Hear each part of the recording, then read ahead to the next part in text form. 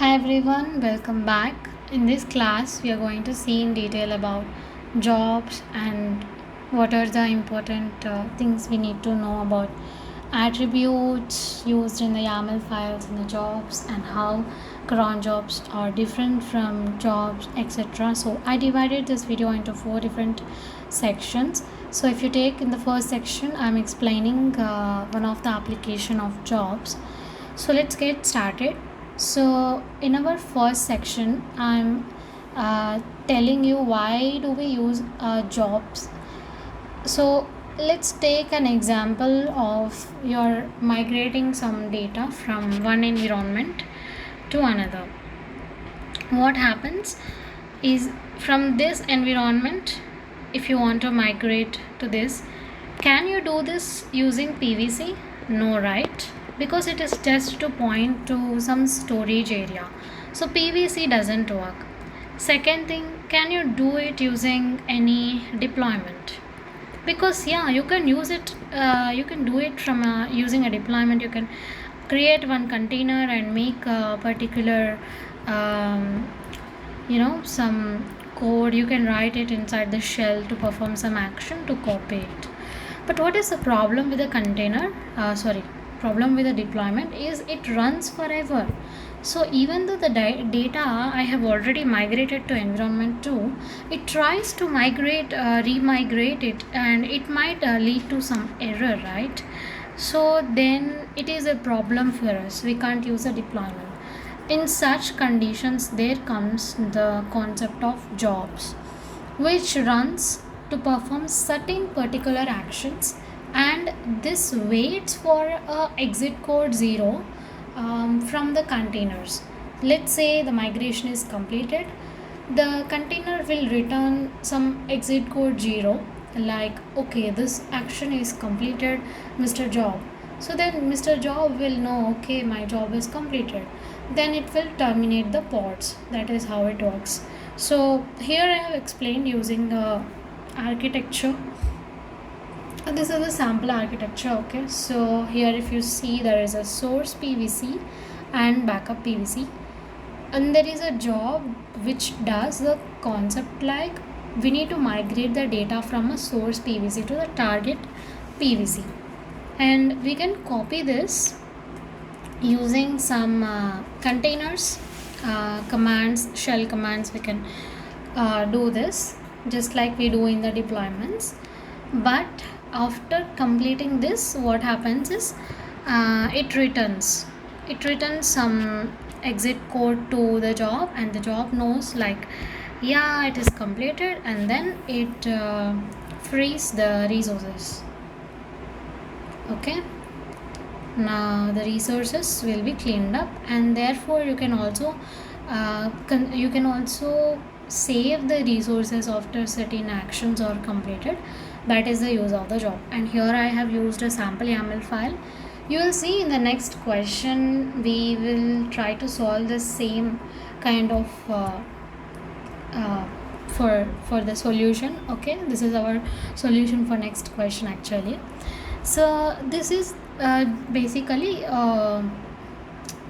backing up, like you use the job to back up data from one place to one persistent volume claim to another persistent volume claim. So if you see, I can also explain you this YAML file.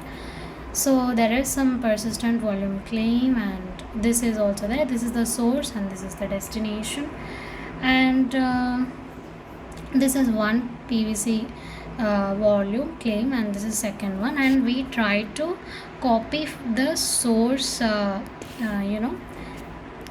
so there would be some mount path, right, for source, and this is the mount path for destination. So from this mount path we are trying to copy, this is a Linux command to copy the contents from source to the destination. So that's what we are doing in our shell container shell command. Okay, so then after that this job will terminate, and you can see some other attribute here, restart policy never. Will come down and see in the second section about decoding this YAML file. So as you have seen the restart policy as never. So what does this mean? We have basically two types of basically three types of restart policies, and the third one which I didn't mention here is always, which we use it in the deployment. So whenever some pod gets crashed, since the restart policy is always, it tries to restart it. So always ensures that if 3 is the requirement of replicas or 3, so it makes sure that there are 3 replicas of that. Similarly, there is restart policy never and on failure. Never means, let's say a container after completing a particular job, it has to return an exit code 0, right, that it has completed that particular task. But let's say it is not completed the task and encounter some error, we'll get non-exit code and some error related codes we would get. In such case, when the pod is failed, when you do a restart policy as failure, on failure, it will try to restart and recreate it. Okay, so that when a pod 1 is failed, it tries to restart it, and so it will try to get success, and once it is getting success and sends to the job, okay, this job is done, then it will be completed. Okay, so that means on failure, it will try to restart that particular pod, whereas if you take never, it will not restart that, it will just ignore it. So you can see here pod 1 is failed and pod 2 is running and pod 3 is running, so it doesn't matter to restart this, it will be in a failed state only. That is how restart policy works. Let's get into more of the fields of job. So you have completions in job level. So you can see in the spec section, if you can see in Kubernetes documentation, you will find this different more of attributes. So completions means just a minute. So this means that how many times the task needs to succeed before the job is totally done. So it's like, let's say we have completions of 5 instead of 1. So this job will be executed 5 times. Then only it marks it as complete, and then it will terminate the resources. If by default it is 1, so once the job is executed, it will terminate the resources. Okay, so if you want, you can keep it more than 1 also, so that many times the job gets completed, then only it will clean up the resources. Until then it doesn't clean up or remove the resources. That is about the completions. Second one is parallelism. So in this parallelism, how many pods can run at the same time? That means sometimes like we have 2 or 3 number of pods we can run.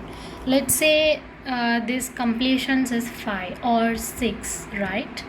And if you keep parallelism as 1, only 1 pod is running a one time, after that second time will be up, then third, like that it gets into sequential.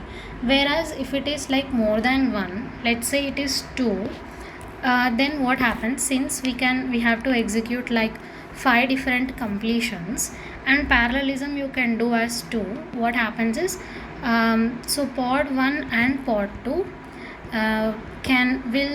will work in parallel, and once pod 2 is completed and pod 1 is still happening, it will try to start pod 3, so that immediately it will start, so that 2 are running parallelly. It will ensure that then pod 1 is completed, then pod 4 will be running along with pod 3.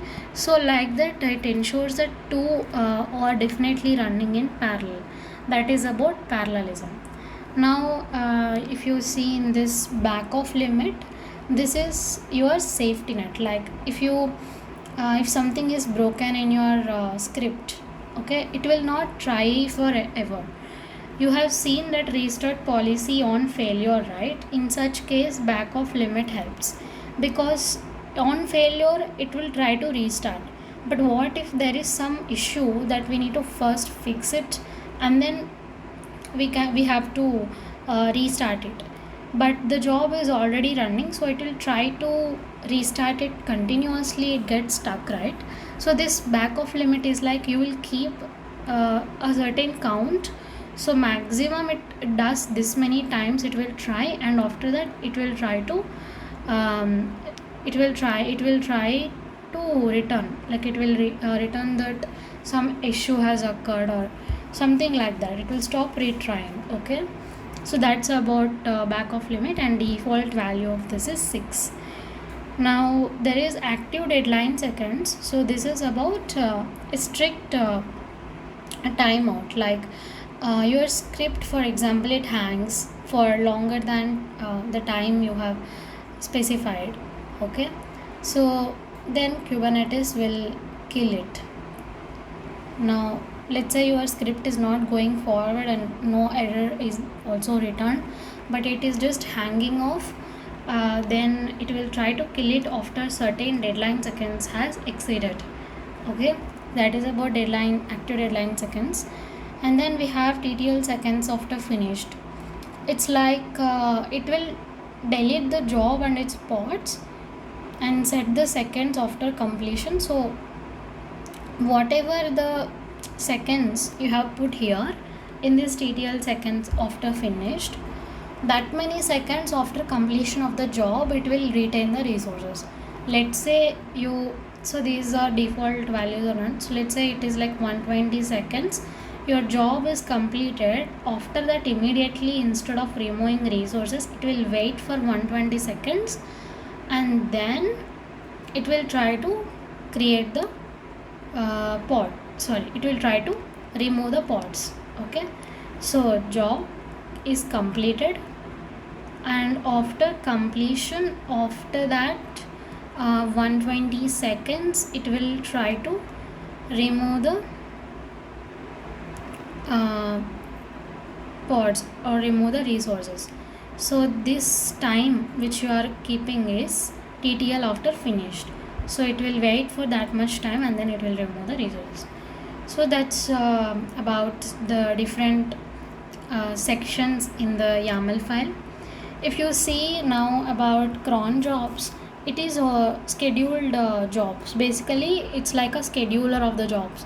You can run backup, or like for any backup of every night you can run the cron jobs, schedule it basically to run in this particular. If you see, YAML file is almost similar to the jobs, but just the extra fields like schedule, which you will specify the time, and concurrency policy. So if you can see, you have 3 different kinds of concurrency policy, and here there are 3 different values like allow, forbid, and replace.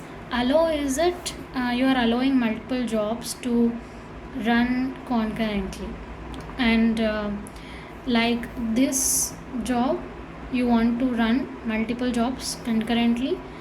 Forbid, skip the new run if previous job is still running. So that is forbid. And then replace is cancel the running job and start the new one. Like this we have a concurrency policy and schedule attributes here. And you need not write cron job from scratch. You can use a template. So you can also do like cron job, how to create a cron job, like create cron job -- help you can do. So it will give an example for you, sample YAML, sample command for you.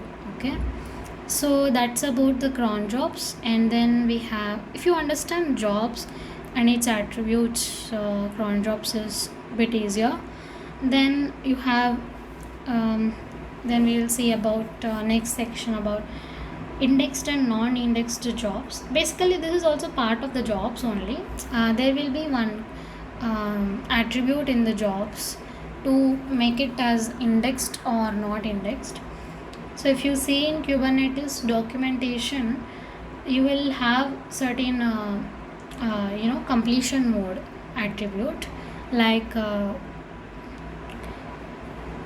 see, this is about completions. So like team identical clones and all. Okay. So if you see, right, if there are indexed jobs, a particular pod is indexed, like index 0, 1, 2, 3 and so on. And suppose you see that pod 1 is failing, then new pod is created, and that pod will also get the same index which previous pod got deleted, failed. Okay, so it works like that. And if you see, by default Kubernetes jobs are non indexed. So basically in completions you will see this completions attribute in the jobs and documentation you can see. So there you have some indexed jobs, like indexed jobs means like every pod will get some particular index. It starts with 0, 1, 2 and so on to n-1 of the index it will get. So like that. And so what is the use of indexed? It might be helpful in database related jobs. Okay, so that a particular pod does a particular job in that way according to the index. Like inside the container you can see like job completion index variable set, which is already set automatically, and using that index you can write shell commands like copy this particular thing to the pod which has this particular index 0. Like that you can specify a particular action to that particular pod inside the job. That's how the indexed jobs helps. But non-indexed, which is basically the automatically you will get this without any by default. So this is best for sample jobs which are running, like just 3 pods or 4 which you want to run.